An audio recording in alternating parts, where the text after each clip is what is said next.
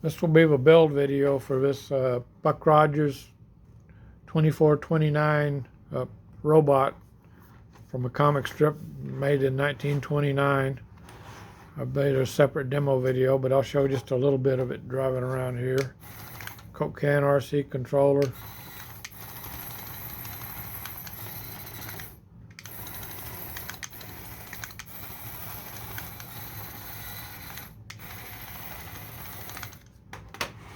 Posable arms. The head swivels and is posable. The body swivels here and is posable. Flashing LED in the head for power indicator.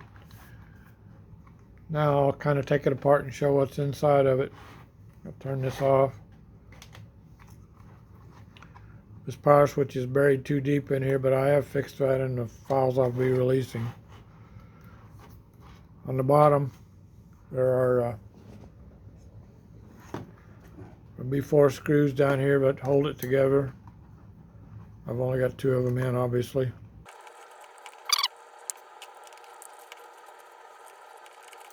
Here's what's inside. 3 AAA batteries for the power source, 2 N20 motors. 71 RPM is what I used, but so probably 60 RPM is what they were sold at, or something like that. 2 little motor clamps with like 8 millimeters long, 3 millimeter by 8 millimeter screws. The wires run up through here through these little pockets. The control board is underneath this battery. This little hatch here just is pinched in by and held on by this other hatch.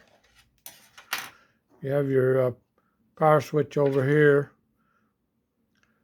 This little screw here holds a little clamping device that keeps the switch in there.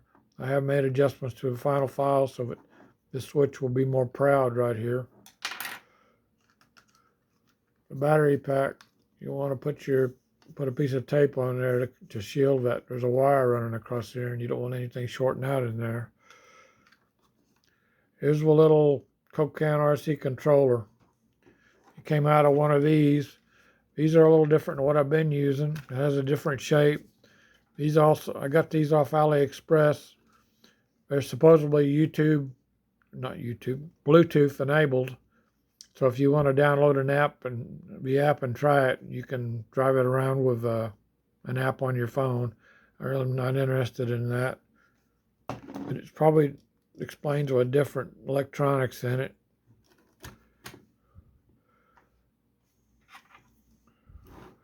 I'll put pictures of the board with descriptions of what's going on here. The electronics aren't too bad. You just have your ground wire going to, well, there was a little battery right here when I took it apart. A little like 1.2 volt NiCad, I believe it is what it looks like to me anyway. With the negative over here and the positive here. I just snipped that out with my little snippers. I have tested it up to 5 volts. I don't know if it'll take much more than that or not. But I did put 5 volts on it and it works fine. But anyway, you wire your ground to this side. Your red goes through the switch and over to this side, and that'll get you your power supply. The parts to the motor, or the wires to the motor, this is where, well, this one over here is where the motor, the drive motor on the little car, was controlled by these 2 switches. These 2 here are where the little coils that steer the car were controlled by these 2 switches. So you just unsolder those coils, the coil and the motor, and then run your wires from your motors right to the same places. Can't remember if I had to desolder anything else or not. I don't think so. This one has a power switch mounted on the board, so make sure you got the switch on, or even if you have on a switch on here, it's not going to work. Just turn this one on and leave it on. One thing you might do different than I did, you might want to desolder this part or cover them up with tape so that they can't short out on anything. This is with charging port. We have a little wire that comes out of here, charges your little RC car. We're not going to use that, so that's not needed. The LED is just a flashing LED powered straight from the battery. So you have a two wires, one negative, one positive.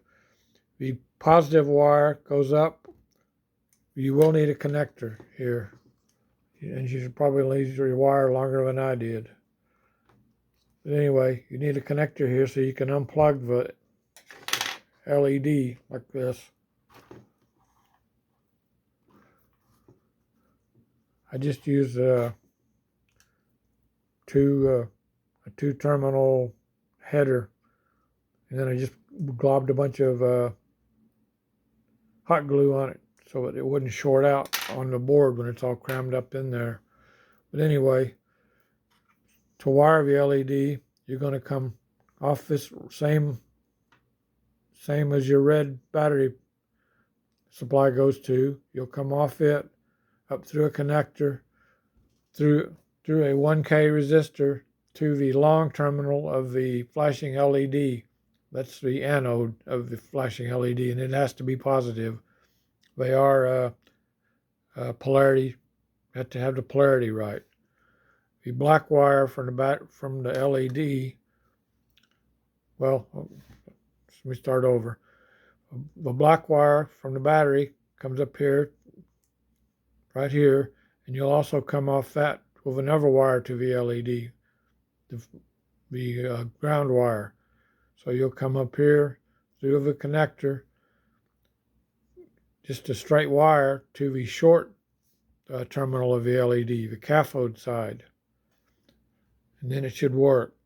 The 1K resistor will keep things from burning out. I'm not sure how much current they'll take, but at 5 volts, you probably should have a current limiting resistor in there. It'll also keep it from flashing too brightly, which can be annoying. Here's the antenna for a radio. There are other, this car, usually when you buy these little cars, they have a bunch of LEDs on them for the front lights and backup lights, I think, or brake lights or something. But anyway, they have a bunch of LEDs. This car doesn't have any LEDs on it. Well, so there was very few wires to take off. Now I gotta have a feeling these little ports right here, these little terminals, are for driving LEDs. I haven't gone into that fully yet. I might tear one down, this one, and do a little more experimenting on it. But for now, it's pretty easy just to strip it out of a car and use it for your controller. What else do I want to show? The tracks are print in place. They come in 2 sections. There's a previous version. I think I can get them apart. They're not held together too bad. You can snap them together, but they'll come in 2 sections of 21 pieces each, or 21 links each. What you'll do, you'll take the 2 sections, put them together, and then you'll have one of 42, but you only need 41 links. So just pop one off. That'll give you the correct links to drive around here.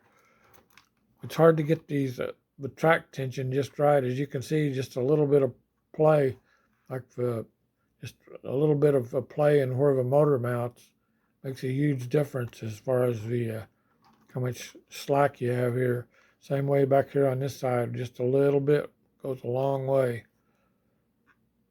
So that's why we're kind of droopy, but they work. Anything else I wanted to show? Oh, when you put these, there's a couple of, this one doesn't have the holes in it. But anyway, this is a previous version. They have holes here for some filament, just some 1.75 millimeter filament, very short lengths to put in there for alignment purposes. So when you're putting this together, you can get them aligned. You're just cut a couple of pieces of paper clip, these lengths to lay in here and to lay in here.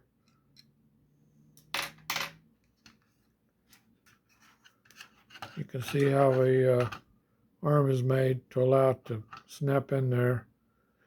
If it should for some reason be a little loose, what you can do, I just took a piece of not scrap filament, but like the purge for really thin stuff off your printer, just a really thin piece, and just stuck it in there and trimmed it off down here, then popped it in there. This one here was a little loose. Now it's just fine. Or you could maybe wrap thread or something around it. Something like that. Just something to take up a little space. These seem to be okay. This one's a little looser than this head, because the head's made in two pieces probably. So we got the tracks. Explain the tracks. Putting the arms together. The head is the same way. This is an earlier version. I forgot to take the support off this little area here. There's two holes in here, just like the arms have, for putting pieces of filament in for alignment purposes. So you get it all lined up with you have to glue the LED. This one doesn't have a place for the LED, but there's a hole right here for the LED. You want to make up your LED with its resistor and wire all up like this and be ready to go. And then glue the LED into a little cutout right here on one side. And let it set up a little so you can hold it, so it'll be held together and won't pop out.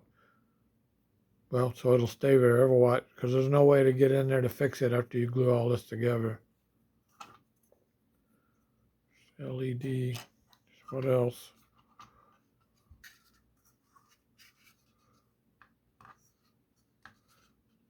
To get these things to pop in a little easier,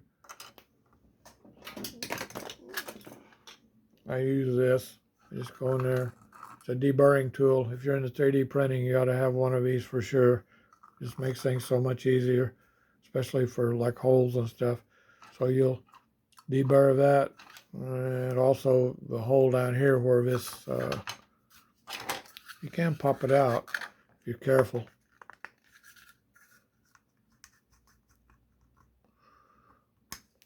The layer lines are going like this on here, so it's not going to be the strongest thing in the world.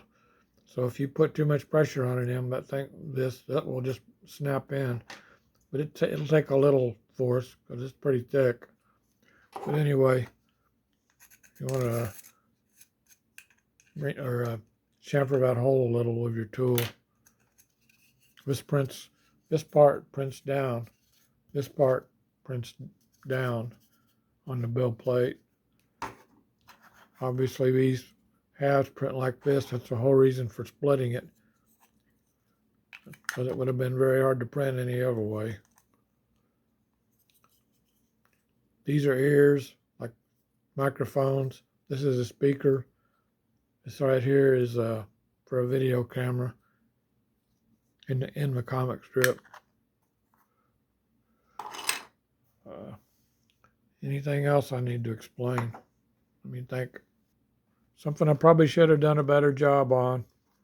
I should have made a better mount for the battery. But you just stuff everything up in there. Just make sure that the battery lays flat, because there's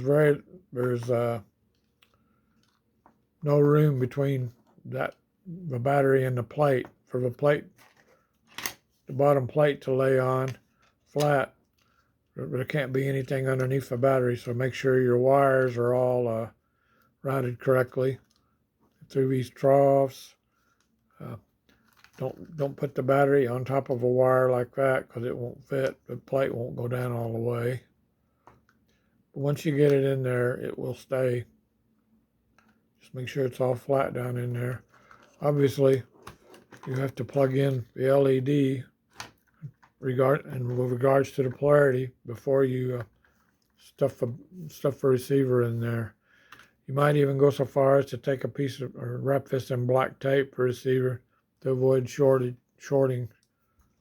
Well, I don't think if you put some hot glue or something on the wires from the LED, I don't think there's any way it can short out. Putting this back together, those little 45-degree angles here that engage but down here, and then this little cover is just held on by the other cover. There are little stubs here that go up against here also, just for extra support. You have to make sure it's all down there good. Don't have any wires underneath your battery. That's the main thing I keep getting into. And make sure these are in their little troughs, these motor wires. Trying to do this through the camera now. And then this little plate will go down flat. And you can screw it up back on. Well, it's back together. LED's flashing, so it's happy.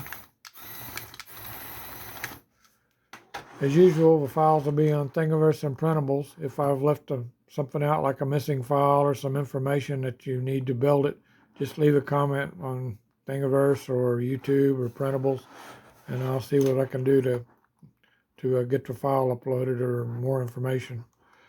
Well, thanks for watching.